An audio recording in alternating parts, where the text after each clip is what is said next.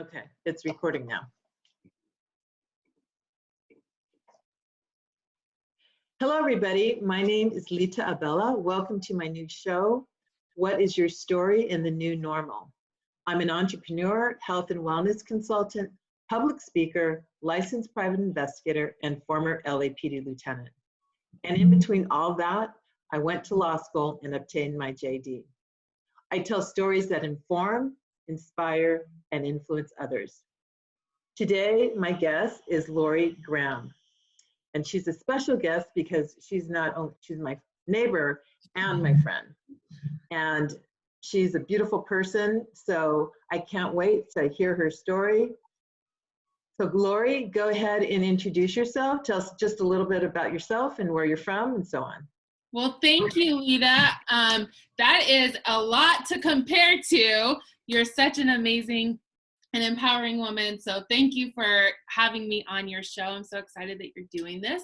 My name is Laurie Graham, and I'm the founder of the H.U.G movement. It's a women's movement I live in the same neighborhood as Lita, and I met her and invited her to hang out with us. We're just a group of women who empower each other. And so that's one of the things I love to do, is empower people, empower women to find their purpose and passion in life and to chase boldly after it. And then the secondary thing that I do, which kind of goes hand in hand with that, is I work for the Home Staging and Redesign Association. And for anybody out there who might be familiar with real estate agents have to be part of the National Association of Realtors. And so the Home Staging Redesign Association is actually the same thing, but for people who own home staging businesses. So we are the association nationwide to give information, education, ethics, good business practices for home stagers. And so I've been working from home now for 3 years. So I'm kind of used to it by now, but my job title there is actually dream developer. And that's what kind of partners into my passion with empowering women, is I get the extreme opportunity to be able to take somebody's dreams of their business and help facilitate them into becoming a successful business. And so I get to work with our members that live throughout the United States and help them actually build their small businesses. Awesome. And so what was your life like? What was your business like prior to COVID-19, when we were in the, before this new normal situation? Yes. Well, it wasn't so much different as far as my work. Like I said, I work from home, but when you work from home and you're in your house all the time, you really you want to take advantage of getting outside of the house after, even if it's just going to Target or to the grocery store or whatever it is. I took every opportunity to hang out by the pool in our neighborhood, to go for walks and go hiking. And so my norm before this was I would get off work and I would go out and do something. I would go shopping, or I would go get some exercise, or, I would go out into nature. And so that was the norm. But now it's more like I'm just stuck in the house. So. Wow. So as far as what you do for business, the work is still basically the same because you've been working from home. Yeah. And you're still working from home. Yeah. You're just kind of stuck in the house a little bit more. Right. It is, as far as my day-to-day duties, everything is the same. We have a lot more meetings every day than we did before, and we do tons of Zoom conferencing just like this.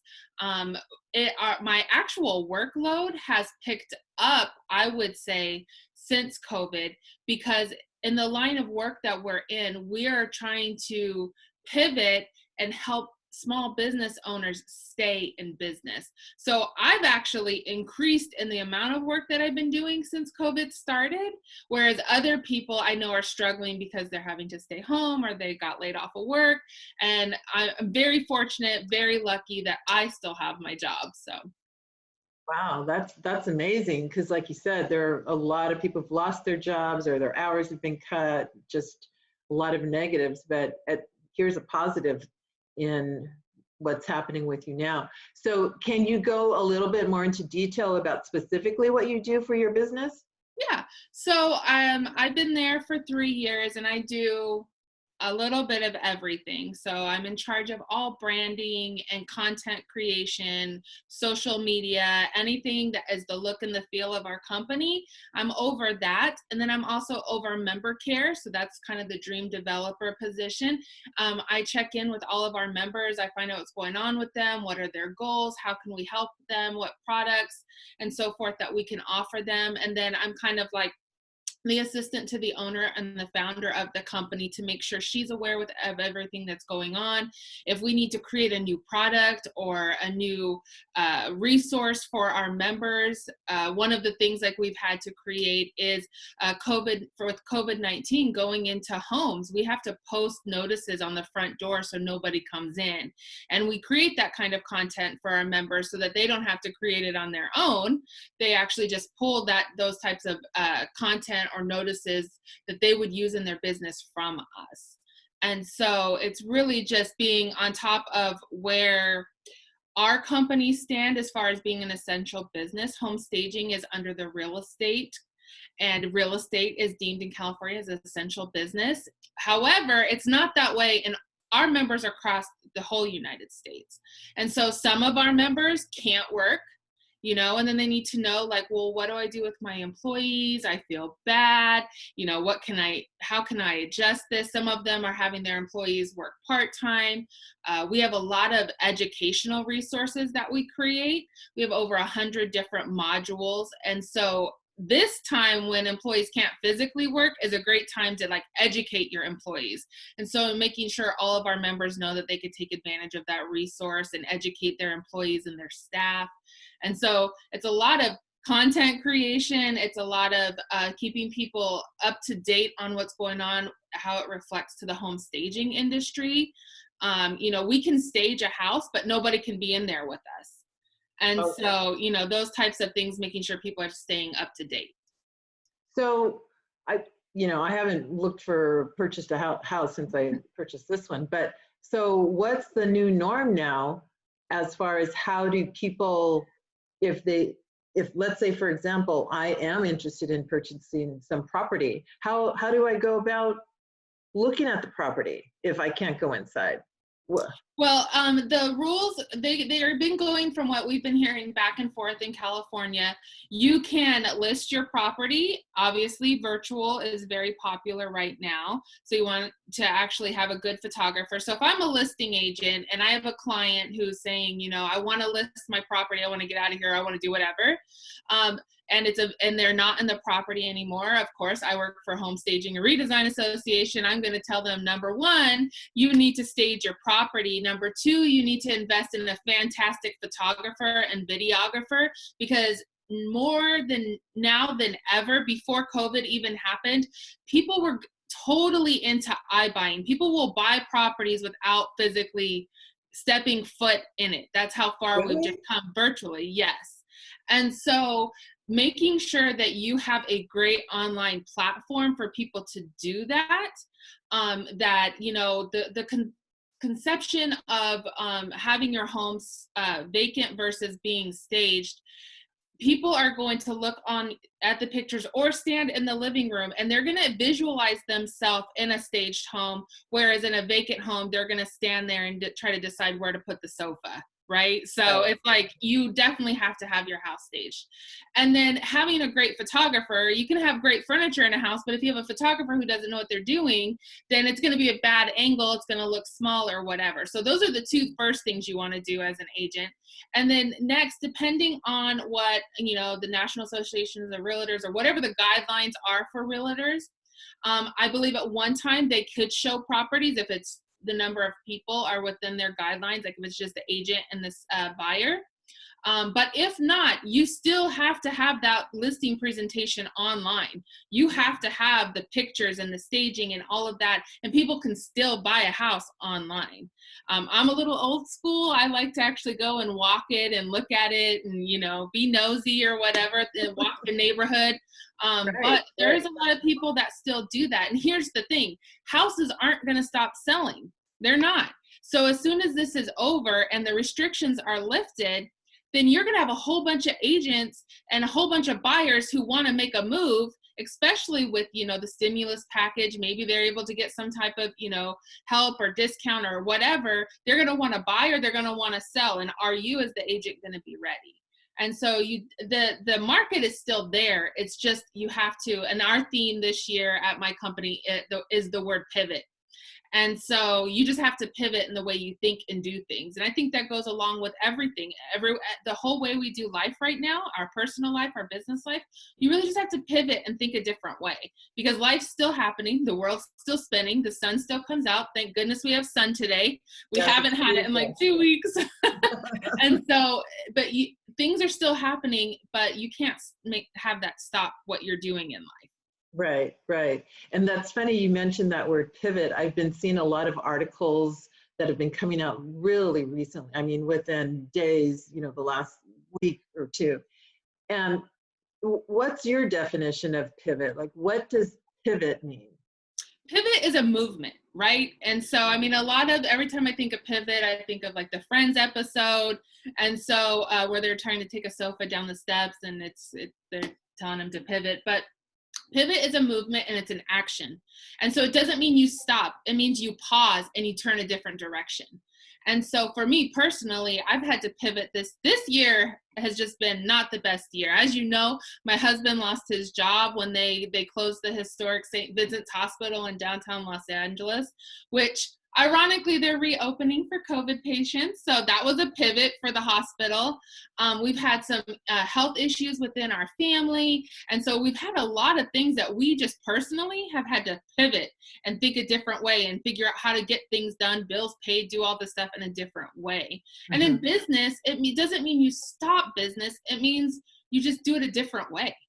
And so, pivoting isn't stopping, basically. And so at the end of the day, you just have to be open to change and seeing things. And I mean, so many people are creating new businesses out of this. They're seeing opportunity. They're having to rethink things. And what we find in our sphere of influence is that new products are created that actually make people more profitable because they've had to pivot their business. Yes, you're right. And that is something I've been seeing. And you know what? In order to survive in this world, you have to do that, because things are happening. And we can't dwell on things that we have no control over. This is a virus, this is an illness that's happening all over the world, and things have to change. So instead of just sitting at home and bitching, moaning, and groaning, you have to come up with other ways to do things. And so you're absolutely right. For some people, this can be a pivot in their life where they were doing A and now they've pivoted to do B, and it's even more passion, more desire, more money, more opportunities for them. So you have to have an open mind, because this world is crazy. This world we're in, so many things could happen, and nothing's guaranteeing that we're going to be here tomorrow. So we have to take our advantages when we can. We have to live life to the fullest. And, we have a community. We have our neighbors, we have our friends, we have our family. If you need to reach out to somebody, reach out. If you need suggestions or help or anything. I remember the one time when we had just met and it was pouring rain, and, it never rains in Southern California. But for this year, it's been like pouring rain. And I mean, I was filming it and I put it on my Facebook, and you saw it and you said, oh, you should have called me. It was like thunder and lightning, because I walked from the Gold Line to the house. And I was like, oh my God, I hope I don't get electrocuted by lightning out here. And you offered to, come and pick me up. You said, whenever you need something, just let me know. And we kind of started becoming friends from there. And I've attended some of your sessions. And do you want to go a little bit into your H.U.G movement? Yeah. What it stands for? Head Up Gorgeous. So the H.U.G movement it's Head Up Gorgeous. Every woman needs a hug. And so that's kind of the foundation of what the H.U.G movement is. And how long has that been around? Just at 3 years. It was actually birthed out of I had served another woman's ministry and had a really bad experience.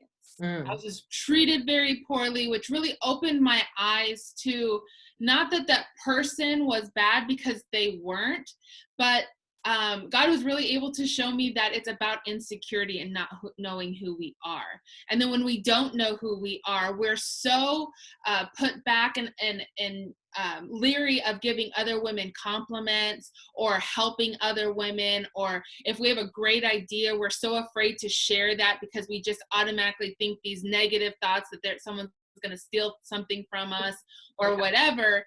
And so after that, I was talking to my best friend, Sarah, who is the vice president of the H.U.G movement.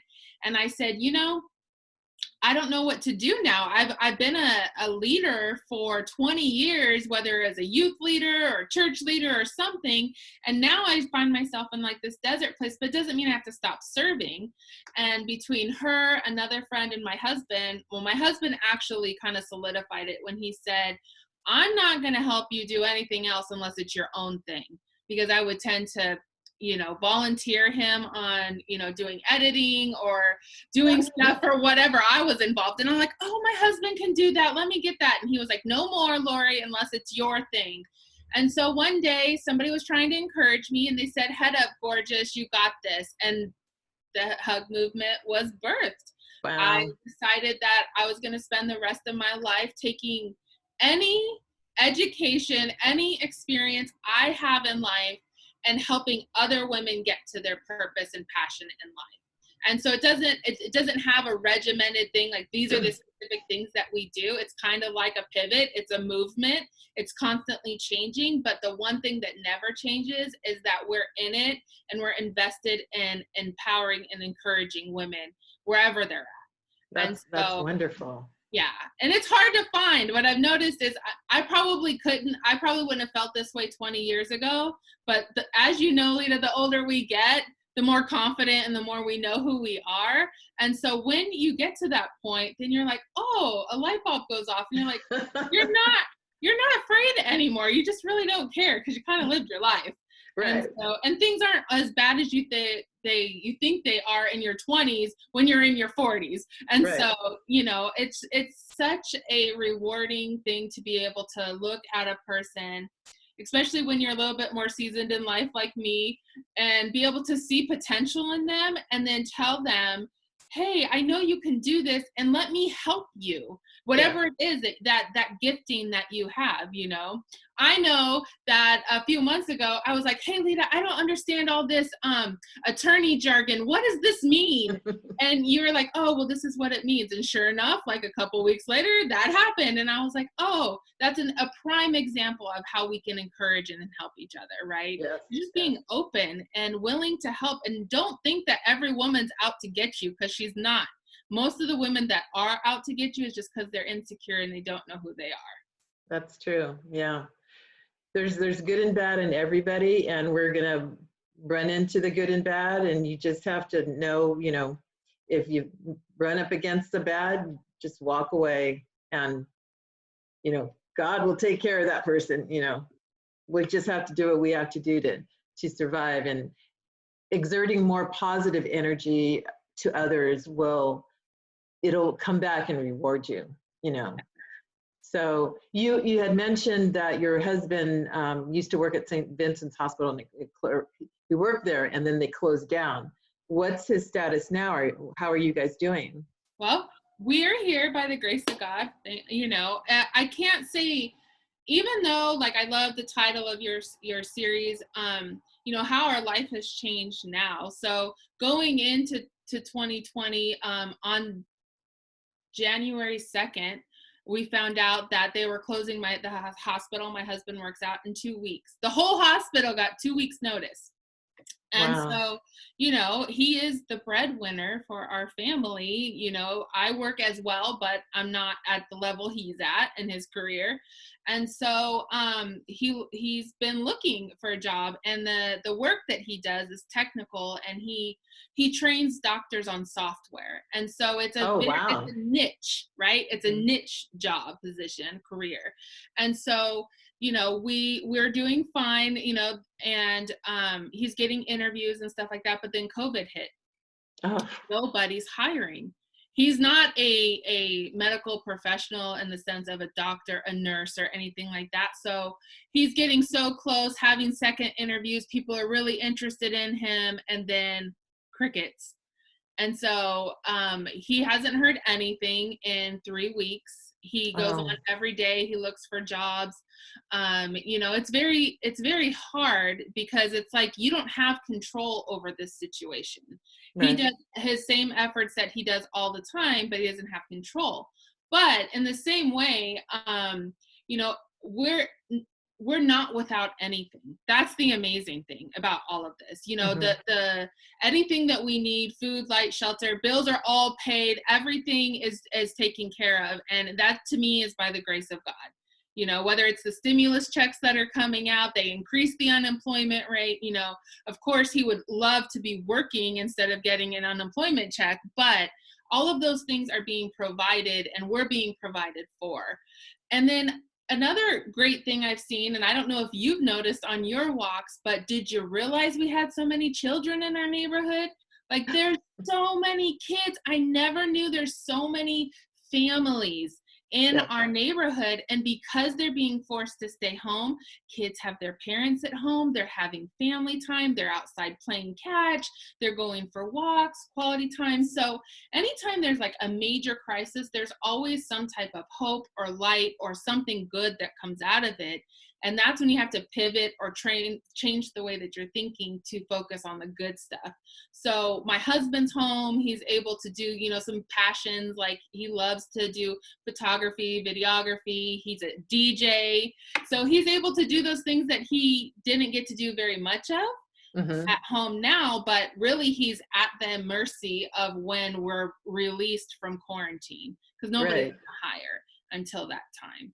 And Wow. so kind of just waiting for it to pass. And I know it will. I feel like we're getting close. Yes. You know, I feel, and I think the sunshine helps a little bit. I don't know if that'll matter to our governor, but like when it's nice and sunny out, it just feels like we're all getting better faster. Yes, yes. And we have a beautiful, I think it's what, 78 or 80 degrees today. And I haven't had a chance to do my walk today because I've been busy, you know, working from home myself. But as soon as in the next few hours, I'm going to be out there doing my 2 miles.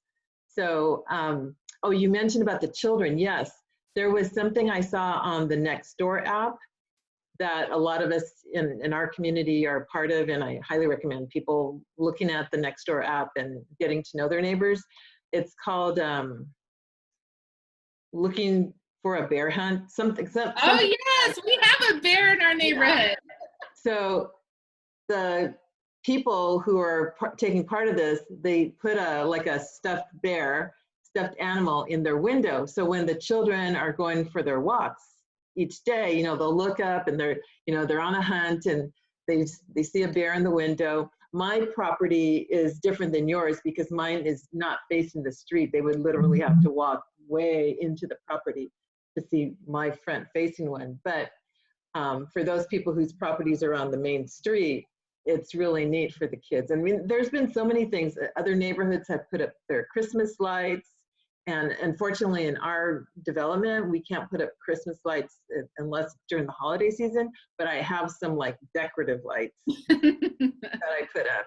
Yeah. So there's a lot of things we can do because when you turn on the TV, it's nothing but negative, negative, negative. I mean, you're hearing about people dying, you're hearing about all these people that have been affected.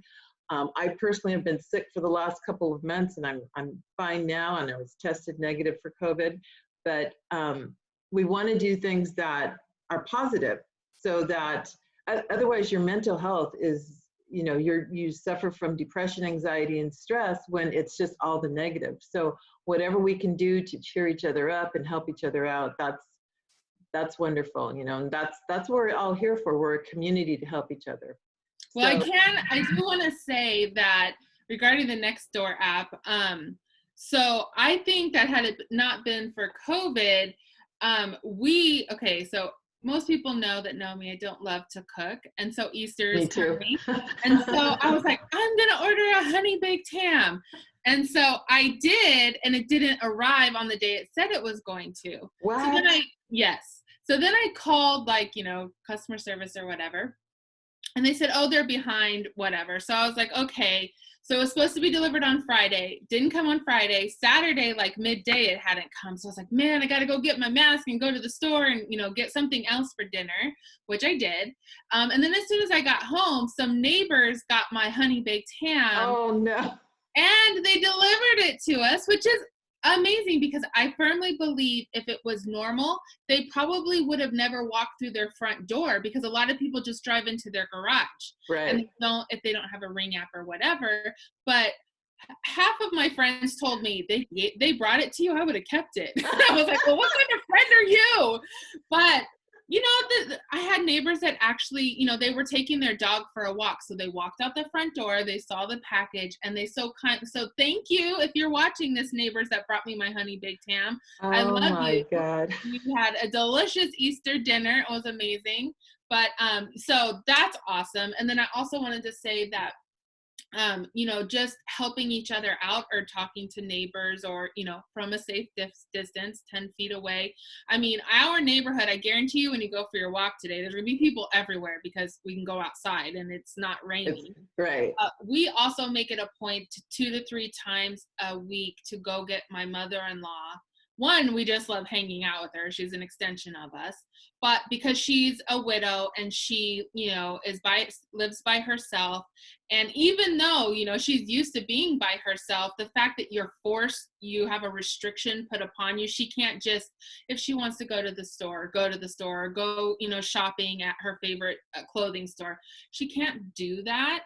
Mm-hmm. And so, making sure that you're checking in with, people that are single. Check in with your extroverts. I'm an extrovert, and so I love talking to people. My husband's an introvert, and he's like, this is business as usual for me. Like, I don't go out and do anything anyway. So, check in with those people, encourage them. If you know of somebody that's in your neighborhood that might be elderly, or just have they shouldn't be out in front of people, if you're going to the store, can you pick something up for them? This is your opportunity to bless others and help, and actually bring our neighborhood back to when I was a kid, how I remembered it. Like, do you remember you move into a neighborhood and somebody would bring you like a thing of brownies or cookies and say, welcome to the neighborhood? We don't do that anymore. And now we can do that. Or, you borrow a cup of sugar. When was the last time you went and borrowed a cup of sugar, or, eggs from the neighbor? People don't do that kind of stuff and be neighborly. So this is a good time to rethink that and maybe be more of a community like we were back in the olden days. Yes, you're right. You're right. That's one excellent points that you brought up about checking in on the elderly, checking in on the people who are alone by themselves. The people that never reach out, they could be sitting at home, they could have been sick and dying, and we would have never known, because they're not the people that are like you and I, who are very, very extroverted and love to talk to others. And we're always on social media and we're always posting things. So beautiful points to bring up. So I know your time is valuable, and I know you've got to get back to work. And I just want to thank you so much for being a guest on my show, and, opening your heart to letting our listeners and viewers know, we're just regular people who are just trying to let people know that even though we're in a bad situation, there's a lot of positive that can come out of it. So I want to thank my guest, Laurie Graham, for spending some time with me on my new show, What's Your Story in the New Normal? And be sure to subscribe and like the episode, and look forward to next week for another episode in What's Your Story in the New Normal. Thank you very much. Bye.